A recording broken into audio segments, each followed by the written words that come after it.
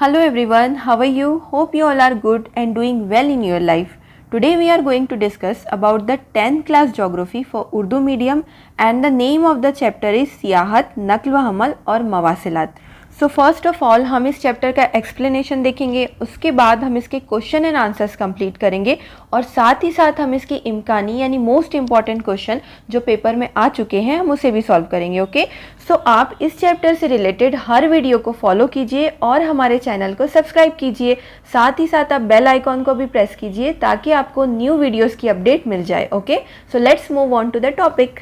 C this chapter is very easy. इस chapter में जो है बेसिकली भारत और ब्राज़ील के बीच में कंपैरिजन बताए गए हैं कि भारत की सियाहत, नक्ल व हमल और मवासिलात किस किस्म के हैं और ब्राज़ील में किस किस्म के हैं. ओके, और साथ ही साथ इस चैप्टर में बहुत सारे ग्राफ्स और क्वेश्चंस दिए गए हैं इन बिटवीन चैप्टर, उसे भी हम सॉल्व करेंगे तो आपके जो बेसिक कंसेप्ट है वो क्लियर हो जाएंगे. सो यहाँ पर सबसे पहले एक पैरा दिया गया है, उसमें बताया गया है कि आप पहले भी जो है ब्राज़ील से रिलेटेड मालूमात हासिल कर चुके हैं. सो ये जो चैप्टर हम देख रहे हैं ये लास्ट चैप्टर है. इससे पहले भी बहुत सारे चैप्टर्स में जो है आप ब्राज़ील के बारे में पढ़ चुके हैं. उन तमाम मालूमात के बिना पर जो है आपको एक लिस्ट तैयार करनी है कि आप किन मुकामात पर सैर के लिए जाना चाहते हैं और अपने दोस्तों के साथ गुफ्तगू करना है. ओके, सो चैप्टर की शुरुआत में सबसे पहले ग्राफ दिया गया है और उससे रिलेटेड कुछ क्वेश्चंस दिए गए हैं. सो आइए देखते हैं. अब यहाँ पर जो है एक ग्राफ दिया गया है जिसमें ब्लू लाइन जो है ब्राज़ील की बैनुल अक़वामी सयाहों की तादाद को इंडिकेट कर रही है और जो पिंक लाइन है वो भारत की बैनुल अक़वामी सयाहों की तादाद को इंडिकेट कर रही है. ओके, और लेफ्ट साइड में जो है सयाहों की तादाद लाखों में दी गई है और नीचे जो है साल बताए गए हैं. सो आइए देख लेते हैं इससे रिलेटेड क्वेश्चंस. अब यहाँ पर पहला क्वेश्चन है कि 1995 में किस मुल्क में ज़्यादा सयाह आए थे. सो यहाँ पर आपको जो पिंक लाइन दिख रही है वो ब्लू लाइन से थोड़ा सा ऊपर है, बहुत ही माइनर सा डिफरेंस है, लेकिन 1995 में भारत में सयाहों की तादाद ज़्यादा थी. ओके, अब इसके बाद नेक्स्ट क्वेश्चन है कि सन 2000 में किस मुल्क में ज़्यादा गैर मुल्की सयाह आए. सो यहाँ पे बहुत ही क्लियर दिया हुआ है कि जो ब्लू लाइन है, जो ब्राज़ील की लाइन है, वो ऊपर है ग्राफ में.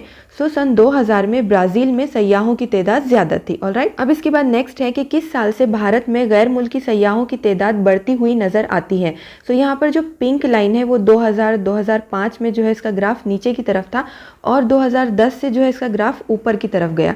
सो यहाँ पर हम बताएंगे कि 2010 से भारत में गैर मुल्की सयाहों की तादाद बढ़ती हुई नजर आती है. ओके, अब इसके बाद हम नेक्स्ट क्वेश्चन देखते हैं कि 2015 में दोनों मुल्कों के गैर मुल्की सयाहों की तादाद कितनी थी और इनका फर्क बताइए. सो अब आप यहाँ पर ग्राफ में देख पा रहे होंगे कि जो ब्लू लाइन है, जो ब्राज़ील की लाइन है, वो जो है 70 लाख के आसपास है. ठीक है, और जो भारत की पिंक लाइन है वो जो है 120 और 130 के करीब है तकरीबन. ठीक है, अब इसका फर्क देखने के लिए हम लोग जो है 130 को जो है 60 से माइनस कर देंगे, वजह करेंगे. सो ये कितना हो जाएगा 70. सो 70 लाख टूरिस्ट जो है ब्राज़ील के कंपेयर में 2015 में भारत में ज़्यादा आए. ओके, अब इसके बाद लास्ट क्वेश्चन है कि 2010 के बाद भारत में गैर मुल्की सयाहों की तादाद बढ़ने की क्या वजूहत हो सकती है. सो आप देखेंगे कि 2010 के बाद जो है हवाई रास्तों में बहुत ज़्यादा तब्दीलियाँ हुई, जो होटल्स वगैरह थी उसकी तादाद में बहुत ज़्यादा इजाफा किया गया और इसमें जो इम्पॉर्टेंट रोल था वो था सोशल मीडिया का, कि सोशल मीडिया यूट्यूब वगैरह के थ्रू जो भारत के तारीखी प्लेसेस थे वो पूरी दुनिया में मशहूर होने लगे, जिसकी वजह से जो है 2010 के बाद भारत में सयाहों की तादाद में बहुत ज़्यादा इजाफा हुआ. ओके, अब इसके बाद हम जो है जोग्राफी वजाहत देख लेते हैं. यहाँ पर जो है ब्राज़ील की खुसूसियात बयान की गई हैं कि ब्राज़ील जो है बहुत ही ज़्यादा दिलकश है, साफ़ सुथरे साहिल है, वहाँ पर कुदरती मनाजिर बहुत ज़्यादा हैं, अमेज़न वादी के घने जंगलात हैं, मुख्तलिफ़ किस्म के जानवर, परिंदे और बागात पाए जाते हैं, जिसकी वजह से बैनुल अक़वामी सयाह ब्राज़ील की तरफ खींचे जाते हैं.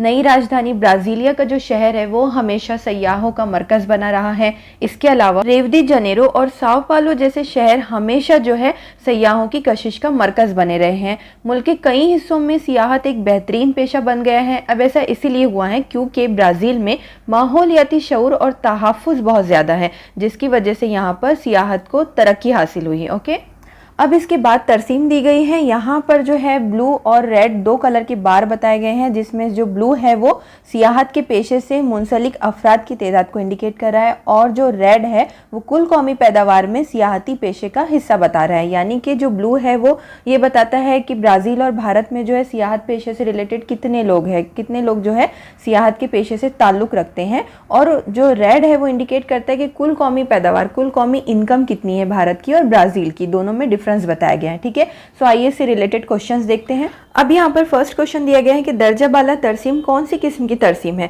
सो यहाँ पर जो है 2 बार दिए गए हैं, एक ब्लू बार और दूसरा जो है रेड बार। अगर यहाँ पर एक बार होता तो हम इसे सिंगल बार तरसीम कहते हैं। अब क्योंकि यहाँ पे 2 बार है इसलिए हम कंपाउंड मुरक्कब बार तरसीम कहेंगे। ओके, इसके बाद नेक्स्ट है कि इस तरसीम में कौन से नुकात पेश किए गए हैं। सो यहाँ पर आप देख सकते हैं जो ब्लू कॉलम है उसमें फर्स्ट पॉइंट है कि वो सियाहत के पेशे से मुंसलिक अफराद की तादाद परसेंटेज को जाहिर कर रहा है, ठीक है। और जो रेड कॉलम है वो कुल कौमी पैदावार में सियाहती पेशे का हिस्सा परसेंटेज में बता रहे हैं। सो ये जो 2 नुकात हैं वो इस तरसीम में जाहिर किए गए हैं। ओके, अब इसके बाद थर्ड क्वेश्चन है कि किस मुल्क की कुल कौमी आमदनी में सियाहती पेशे का हिस्सा ज्यादा है। सो यहाँ पर जो रेड बार है वो कुल कौमी पैदावार को इंडिकेट कर रहा है और आप ग्राफ में देख पा रहे होंगे कि ये ब्राज़ील का ज्यादा है, ठीक है। सो हम कह सकते हैं कि ब्राज़ील की कुल कौमी आमदनी में सियाहती पेशे का हिस्सा ज्यादा है। ओके, अब इसके बाद हम आते हैं लास्ट क्वेश्चन पे कि कुल कौमी आमदनी के लिहाज से सियाहत के पेशे से मुंसलिक अफराद की तादाद किस मुल्क में ज्यादा है। So again it's very simple कि जो ब्लू बार है वो जो है अफराद की तादाद परसेंटेज में जाहिर करता है, तो वो भारत में ज्यादा है, ठीक है। सो हम कह सकते हैं कि कुल कौमी आमदनी के लिहाज से सियाहत के पेशे से मुंसलिक अफराद की तादाद जो है भारत में ज्यादा है। ओके, अब इसके बाद जुग्राफियाई वजाहत दी गई है जिसे हम पहले भी ग्राफ में देख चुके हैं कि हमने देखा था कि 2015 में जो है भारत में बैनुल अक़वामी सयाहों की तादाद ब्राज़ील के कंपेयर में ज़्यादा हो गई थी, ठीक है। लेकिन इसके बावजूद भी जो कौमी आमदनी थी इस शोबे से वो कम थी ब्राज़ील के कंपेयर में। सो ऐसा क्यों हुआ था? क्योंकि जो है किसी भी मुल्क की कौमी आमदनी जो है उसकी आबादी पर मुनहसिर होती है, ठीक है। और जो ब्राज़ील की आबादी है वो भारत के कंपेयर में बहुत ज़्यादा कम है, इसीलिए वहाँ पे जो कुल आमदनी का रेशो है वो ज़्यादा है। और हमारे भारत की आबादी ज़्यादा होने की वजह से सियाहती शोबे से होने वाली आमदनी जो है ब्राज़ील के कंपेयर में कम नज़र आती है। ओके, अब इसके बाद हम भारत के बारे में देखते हैं, तो इसे भी हम तरसीम में देख चुके हैं। हमने देखा है कि 2010 के बाद जो है सयाहों की तादाद में मुसलसल भारत में इजाफा हुआ है, ठीक है। अब ये जो गैर मुल्की सयाह हैं ये भारत में क्यों आते हैं? तो ये भारत में जो है तारीखी, तहजीबी, तिब्बी और पेशा वराना सियाहत के लिए आते हैं, ठीक है। और आजकल हमारे भारत में जो है माहौलियात पर भी बहुत ज़्यादा ध्यान दिया जा रहा है, मसलन साफ़ सफाई पर, और बहुत ज़्यादा दरख्त लगाए जा रहे हैं ताकि जो है सियाहत में इजाफा हो। इसके अलावा भारत में ऐसे बहुत सारे तारीखी विरसे हैं जो कि सियाहती शोबे में परवान चढ़ सकते हैं, सो उनकी तरफ भी तवज्जो दी जा रही है। ओके, अब इसके बाद क्वेश्चन दिया गया है कि ज़रा गौर कीजिए कि ब्राज़ील में किन वजूहात या खुसूसियात की बिना पर मज़कूरा सियाहती मुकामात वजूद में आए हैं। सो इसे हम पहले भी देख चुके हैं कि जो ब्राज़ील है वहाँ पर जो है सफ़ेद चमकदार रेत के साहिल हैं, साफ़ सुथरे समंदरी किनारे हैं, बहुत ज़्यादा कुदरती मनाजिर और जजीरे हैं, और दरियाए अमेज़न में जो है घने जंगलात हैं, मुख्तलिफ़ किस्म के जानवर और परिंदे यहाँ पर पाए जाते हैं। और आप इन तस्वीरों में भी देख सकते हैं कि ब्राज़ील में जो है समंदरी सियाहत बहुत ज़्यादा होती है। रेव दी जनेरो में जो है रेतीले साहिल बहुत ज़्यादा पाए जाते हैं, और यहाँ पर फुटबॉल का भी जो स्टेडियम है वो भी बहुत ज़्यादा खूबसूरत है। सो इन तमाम खुसूसियात की वजह से जो है ब्राज़ील में सियाहत ज़्यादा है। ओके, अब इसके बाद हम आते हैं ब्राज़ील की आमोदरफ्त पे। तो यहाँ पर दिया गया है कि दिए हुए नक्शे का मुताला कीजिए और सवालों के जवाब दीजिए। सो आइए देखते हैं हम नक्शे को। सो अगर आपको मैप देखने में कोई प्रॉब्लम हो रही है तो प्लीज़ आप स्क्रीन को जूम कर लीजिए। यहाँ पर सबसे पहला क्वेश्चन दिया गया है कि आमोदरफ्त के कौन कौन से किस्म के रास्ते नज़र आ रहे हैं।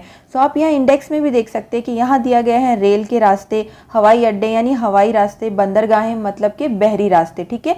और जो ये पिंक लाइन बताई गई है ये सड़कों को इंडिकेट कर रही है। ओके, अब इसके बाद नेक्स्ट है कि कौन से किस्म के रास्तों का गुंजानपन ज़्यादा नज़र आता है। गुंजानपन मतलब कौन से रास्तों का फैलाव बहुत ज़्यादा है, कौन से रास्तों की तादाद ज़्यादा है। सो यहाँ पर जो है पिंक लाइन से जो रास्ते, जो सड़कें बताई गई हैं, यहाँ पे सड़कें बहुत ज़्यादा है ब्राज़ील में, ठीक है। अब इसमें अगला क्वेश्चन है कि नुमाया तौर पर नज़र आने वाले अहम शाहरा कौन से हैं और वो किन मुकामात को जोड़ते हैं। सो अगर आप मैप को जूम करेंगे तो आप देखेंगे कि ट्रांस अमेजोनियन जो रास्ता है ये यहाँ पर सबसे बड़ा रास्ता है, और ये पोर्टो विलो, मीनास और ब्राज़ीलिया जैसे अहम रास्तों को एक दूसरे से कनेक्ट करता है, जोड़ता है। ओके, अब इसके बाद अगला क्वेश्चन है कि रेलवे की तरक्की खास तौर पर किस हिस्से में हुई है और इसकी क्या वजह हो सकती है।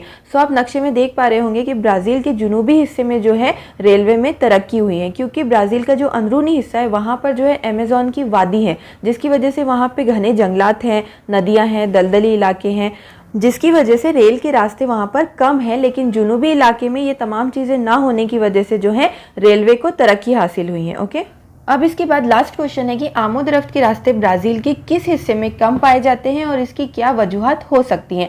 सो इसका आंसर भी सेम ही है कि ब्राज़ील के जो बीच का हिस्सा है, जो सेंटर का हिस्सा है, वहाँ पे जो है अमेज़न की वादी है, जिसकी वजह से वहाँ पे बहुत घने जंगलात पाए जाते हैं, दलदली इलाके हैं, बहुत सारी नदियाँ हैं, जिसकी वजह से जो है वहाँ पे आमोदरफ्त के रास्तों का डेवलपमेंट कम हुआ है। ओके, अब इसके बाद हम जोग्राफियाई वजाहत देख लेते हैं। सो ये भी जो है ब्राज़ील के आमोदरफ्त से ही रिलेटेड है, जो कि हम ऑलरेडी मैप में डिस्कस कर चुके हैं। यहाँ पे भी बताया गया है कि मुल्क की नकल व हमल के ज़राओं में आधे से ज़्यादा हिस्सा जो है सड़कों का है, लेकिन सड़कों का गुंजानपन ज़्यादातर मशरक़ी इलाके में मरकूज़ है। मगरिब के जानिब जो है अमेज़न दरिया की वादी में जंगलाती इलाके और दलदली ज़मीन होने की वजह से सड़कों की महदूद तरक्की हुई है। ओके, हम ये मैप में भी देख चुके हैं। अब इसके बाद बताया गया है कि अमेज़न की जो दरिया है उसमें भी जो है बड़े पैमाने पर आमोदरफ्त होती है, लेकिन आबी होती है। इसके ज़रिए एक शहर से दूसरे शहर को कनेक्ट किया गया है और ये तकरीबन जो है दुनिया के सबसे बड़े तवील आबी रास्तों में इसका शुमार होता है। और इसके अलावा जो है दरिया पेराना भी जो है अंदरूनी आमोदरफ्त में बहुत ज़्यादा मुफीद साबित हुई है ब्राज़ील में। ओके, अब इसके आगे बताया गया है कि ब्राज़ील में आबी रास्तों और सड़कों के कंपेयर में जो है